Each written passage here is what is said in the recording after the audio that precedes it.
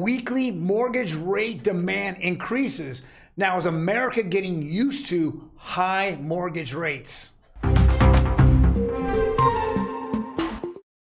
That article and many others on today's Real Estate Daily. Welcome everyone, my name is Troy, and every day we go over the latest news in real estate, mortgage, and the housing market. Now, before we jump into this, do me a favor, hit that subscribe button, boom, boom, boom, and then hit the like button. We want to get this out to as many people out there. A lot of media is all over the place, mostly negative, but we are seeing a fairly strong housing market, and it's not falling as rapidly as people want you to hear. So let's begin this with our very first article from CNBC. My girlfriend Diana Olick here is on a CNBC, and she's saying that weekly mortgage demand increases 3.8% despite higher rates. It's happening. It's just like with everything. If you leave it high, higher, every single week after week, people start getting used to it. They get past the shock. Let me go rewind. What happened on Sunday? I saw on 60 Minutes, they had the president. He was being interviewed. And what did he say? He said, why is everyone all upset about the inflation? It only went up 0.01 for the month before. He already tuned in that we should all be up in inflation. That's not the way to look at it, guys. That's not the way to look at it. One thing is inflation, but inflation covers the entire economy. Here in the real estate market, what is good is that when people get used to it, they buy homes. When they buy homes, they lock in a monthly payment for their housing and shelter. Once they lock it in, then inflation doesn't come creeping into the largest bill that they pay every single month. So I say this over and over. Housing is one of the best ways to fight inflation. Let's go on to the next article. Luxury home market. Now, one area that does get punished when the Fed raises rates and there's high inflation is the housing market on the luxury homes. So things that are $1 million, $2 million, $5 million, depends on where you live. In Orange County, the average home price is $980,000. So it's almost $1 million. So here we're looking at things that are 1.7, 1.8 and above. That's the luxury market. But in the markets across the United States, we're looking at it in the 6, 7, 800,000s and higher. We're looking at those markets getting punished. Why? Because interest rates are high and people really can't afford it. So if they're looking to buy a home, they'll bump it down a little bit, or they'll wait and hope that the market kind of reverses and goes down and kind of feathers down a little bit. But this is the market that gets punished first, is the luxury or high-end home market. Next article. It says housing market correction. Here's what experts think is ahead for the real estate market. This is my opinion. I'm going to go over it. I feel that I've spent the 10,000 hours needed to become an expert here in the real estate market. In Southern California, what we've continually seen is people that have bought homes that stay here if they want to move. First of all, there's a significant amount of people who don't want to do anything. They want to live in their house. They have bought a house the last 1 to 4 or 5 years and have enjoyed low interest rate mortgage payments. Now think about this. If you bought your home 10 years ago at a 5% and now you turned around and you refi it at 2.5%, what are you going to do? Are you going to want to get out of that, buy another house at 6%? No, you're not. So the thing is, more and more people are staying at their homes because their monthly mortgage payment, which is the largest payment that they're getting, that they have every single month, is steady. It beats inflation. It's one of the ways to beat inflation. Now, if you were saying to yourself, I want to move, okay, what are most people doing? Well, here's a picture. They're moving to a different state. Californians are moving to Texas, Florida, Tennessee, Idaho.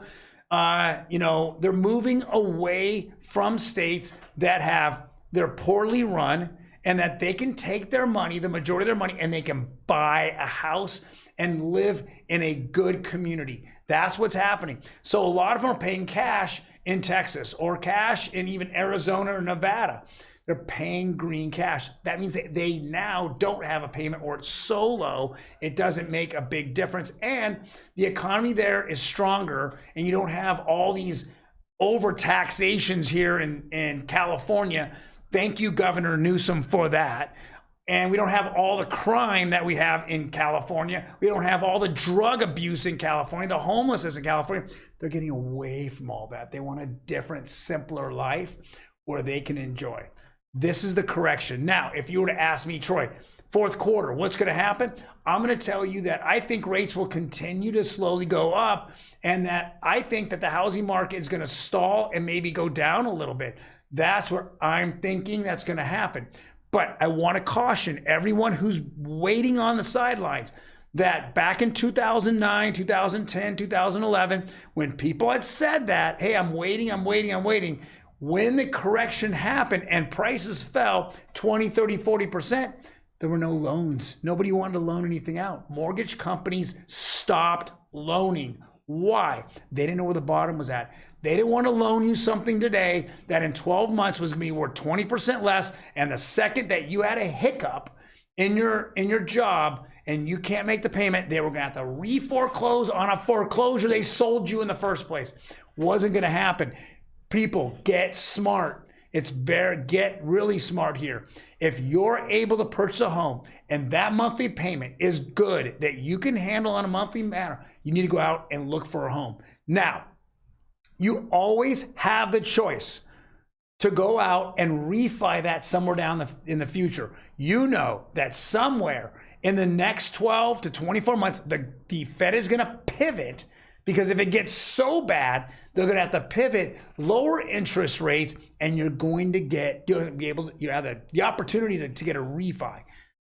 Unlike gas, food, you have no chance down the road to know that you can possibly buy it for cheaper. But if you look at the cycles in real estate, you know that you're able to refi down. Again, people back in 2010, 2011 with these high interest rates were able in 2020 to get a 2% interest rate. Okay, I guarantee you that people bought meat or food in 2010, and now you look at 2020, it wasn't an opportunity to save money on meat. You didn't save it. It actually went up. The price of food went up. It ticked up, but interest rates went down. Gasoline went down because of the virus, but before that, it was the same back in 2010 as it was in 2019. So please understand these numbers. You could always refi down, but you cannot go and think that we're going to have cheaper gas in a year, or your other things in your life, food, electronics, everything else is going to fall. That's exactly what the president was making a point. He said everyone goes from month to month that inflation stayed almost the same. What's the problem? When he says that, he's saying everyone should be used to high prices now. You think about that in the election that's coming up, midterms. Next article. All right, so where are the interest rates at? Well, we saw a very small fall yesterday. 30-year conforming went down 0.06. That's conventional. We saw 30-year FHA go down 0.02. We need these under 6%. We need these under 6%. One of the ways, unfortunately, to get under 6%, according to the Fed, is have unemployment rise. Can you imagine that? You out there who want to buy a house, the easiest way to go down in interest rate is to hurt your fellow American. Thank you, Mr. Biden, and thank you, Mr. Powell. Thank you for that information.